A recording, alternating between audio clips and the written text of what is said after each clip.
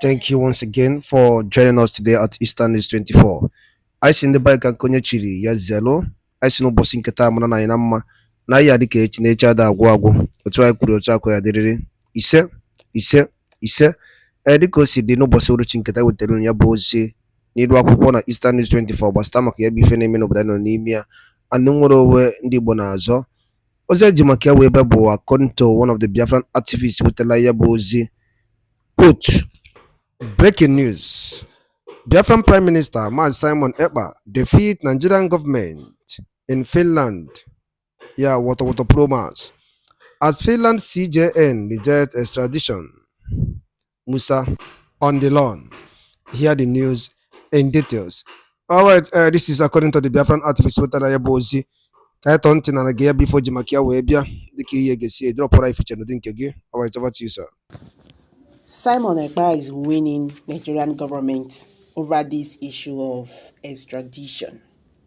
Today, Nigerian government faces legal hurdle, in a bid to extradite Simon Ekpa from Finland. The Finland government has finally rejected the extradition document submitted by the Nigerian Chief of Staff, General Christopher Musa, via Nigerian government to extradite Simon Ekpa back to Nigeria. All this why they say they've been, investigating and all that. And Nigerian government has been so pushy. They have begged the Finland government to make sure that Simon Ekpa is repatriated back to Nigeria. They have done so many things, even going to the Finland ambassador. They actually wanted to go through the Finland ambassador, in Nigeria. It still work. But today, Nigerian government have gotten the highest shock ever as the Finland government rejects the extradition document submitted by the Nigerian government. Nigerian government has been wishing, wanting to have Simon Ekpa back to Nigeria for prosecution. Simon Ekpa, he's a separatist agitator, for Biafra. So the Simon Ekpa and his group had been agitating for the freedom of Southeasterners. And then the Nigerian government, in the same vein, do not want Nigeria divided. They say everybody go day here. Nothing they happen. See, Simon Ekpa emerged after Mazi Nnamdi Kanu was kidnapped from Kenya by the Nigerian government. Till today, the matter still they go front and back. And Nigerian government seeing Simon Ekpa as a very big threat. Even right now itself, they see Nnamdi Kanu like that, but Simon Ekpa matter just very, very difficult for them. The Nigerian Defense Chief General Chris Musa says the country is seeking the extradition of the separate leader Simon Ekpa when he was arrested in November. When he was arrested in November in Finland for terrorism-related activities. However, with everything going on, as the Finland has rejected the extradition document for Nigeria, this is unlikely to happen because the Finland, like other European Union countries, does not extradite its citizens outside the region. The African reports confirmed. You understand? The Nigerian government has been coordinating with the Finnish embassy in Nigeria with regards to the prosecution of Ekpa. But right now, this is a very big disappointment to the Nigerian government. So Simon Ekpa is not being extradited to Nigeria. You see, we keep on deceiving ourselves. There is no way you can keep fighting agitators without looking to the root of agitation in Nigeria, because this is what we are all missing. the government feel that maybe going after these agitators will eventually, stop agitations. But it's not like that. I've been telling us this thing. If by tomorrow, Nnamdi Kanu and Simon Ekpa say, oh, they are not agitating again, another people will still carry the flag. It's an ideology. These people, they are aggrieved. So the issue of Biafra is no longer in Simon Ekpa and Nnamdi Kanu's hand. So this is what Nigerian government should know. They foresee here now, since Nnamdi Kanu, they kidnapped Nnamdi Kanu, the agitations were still going on. Today, they are still sitting every Monday in the Southeast. Till today, it has never ended. Because the people want their voice to be heard. Well, let's see whether with what happened now, the Nigerian government will eventually, sit down and think maybe the way out here is to sit in a round table and talk with these people. I'm dropping it here. Kindly drop your comments below the comment section. Please don't forget to share. Don't forget to subscribe. Don't forget to like if this is your first time.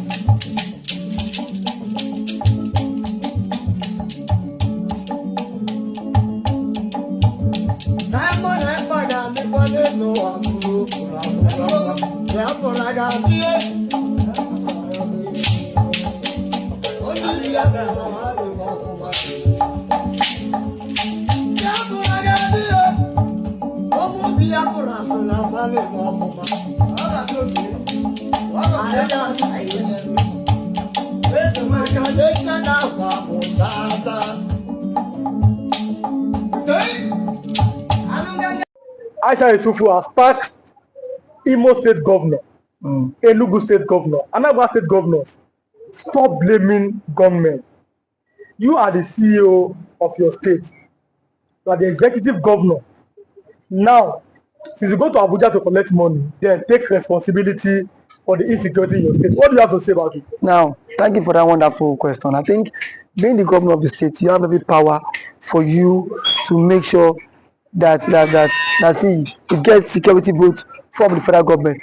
By so doing so, what are the governors doing with this money?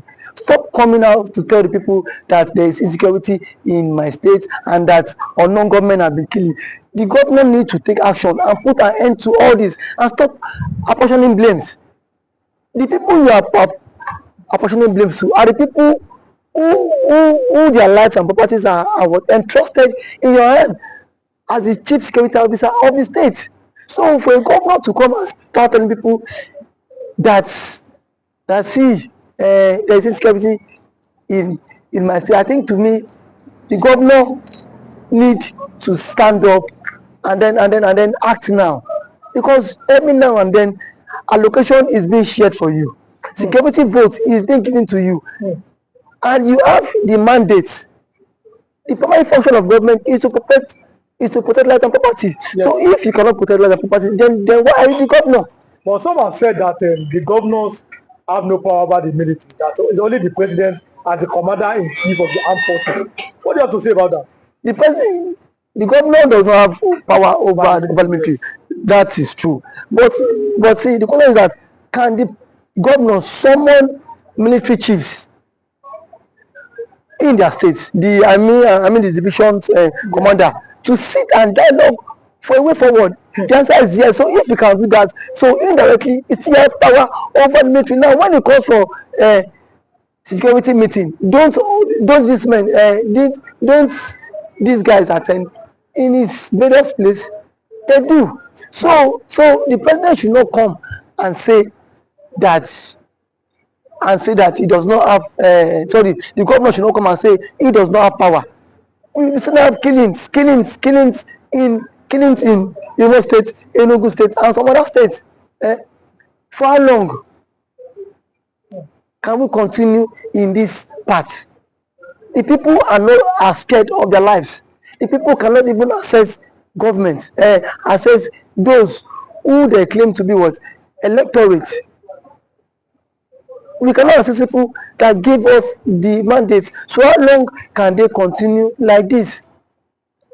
So I think the government of these states on their own, they need to up their games. You must up your games as a governor if you don't want to be sacked come 2027.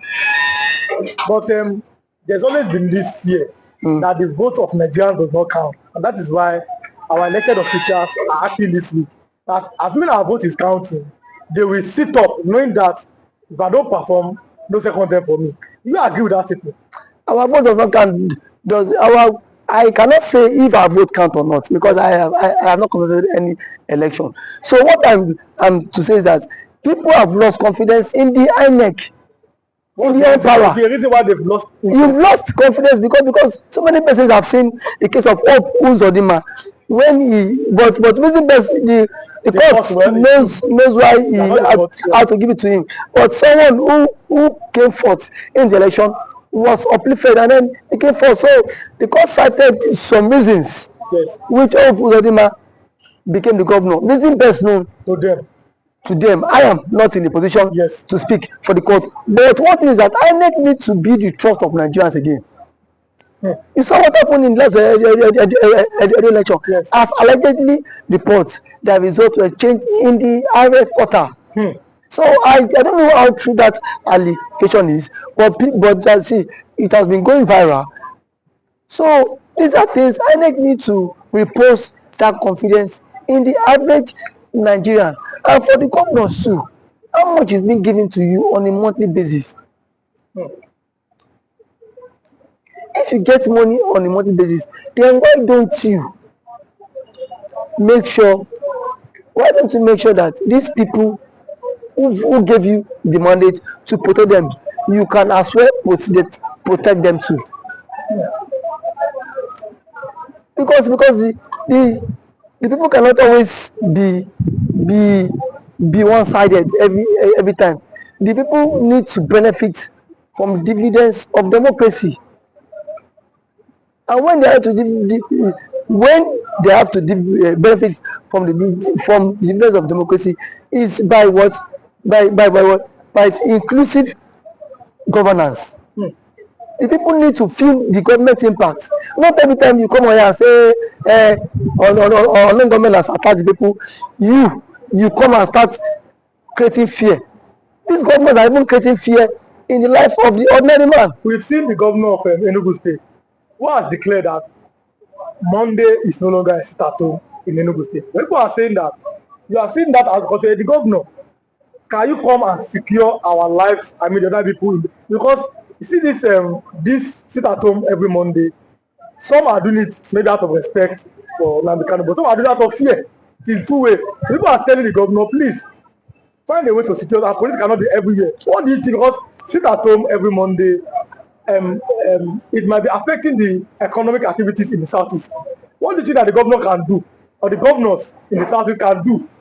Thank you for that one. I think sit at home every Monday is a commensurate to honor the Mazi Nnamdi Kanu, who has been in incarceration for 4 years now and still counting. But what I want to say is that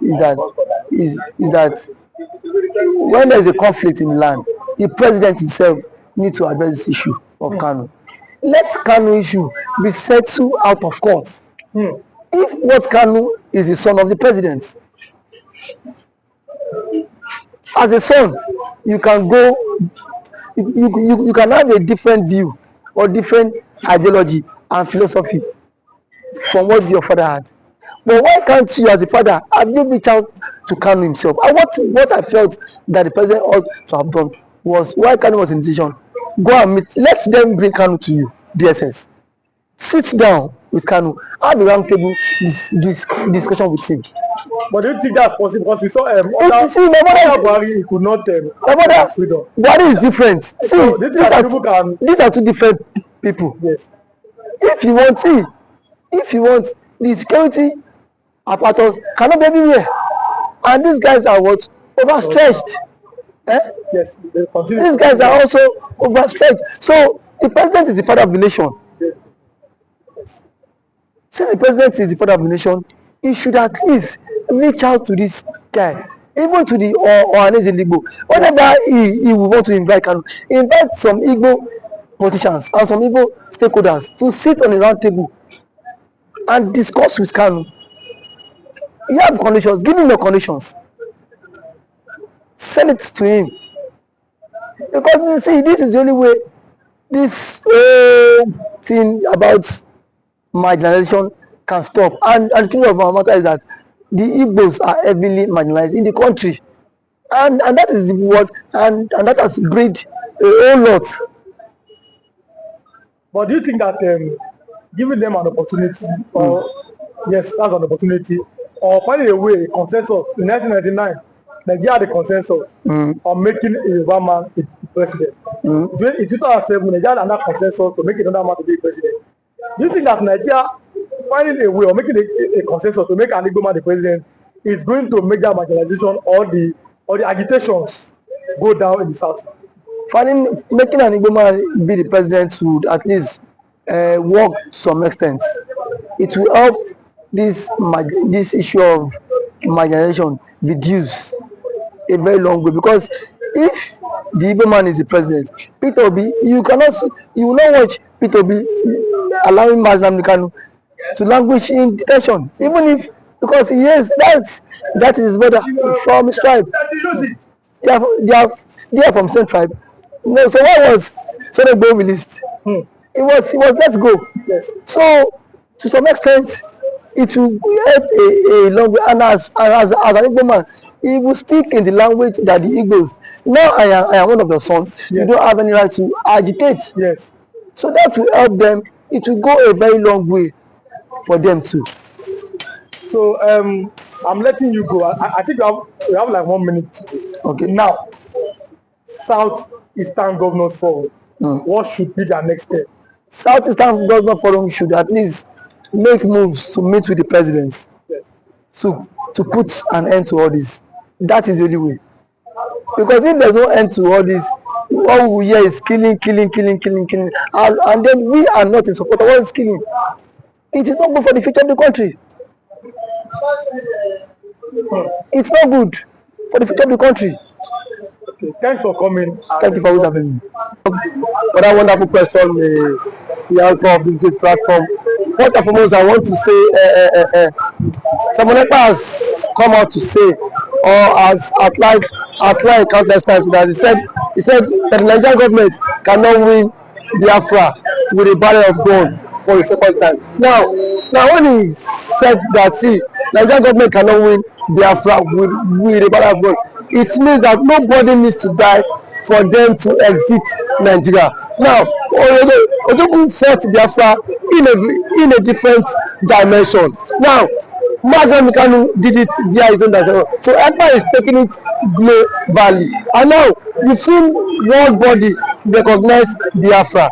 We've seen the UN and then some other global body have come out to endorse the Biafra struggle. So kudos to him, it is a plus. Some persons have come out to say that Ekpa should be discredited, the likes of Ohanes Ndigbo and that of the Southeastern governors. But my question is that you said Ekpa should not be taken serious. Then who should be taken serious? The government who is not willing to protect our people? Is it the people who have refused to speak up when the Igbo man has been marginalized in the country? Is it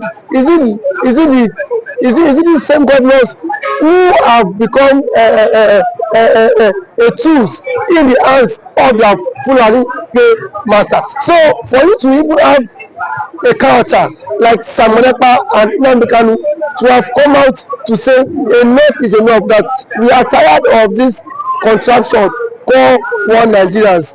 It shows that these people have this mindset that see they can no longer be the slave. So for him to have even gone as far as to hire lobbyists that will speak on behalf of Biafra in the world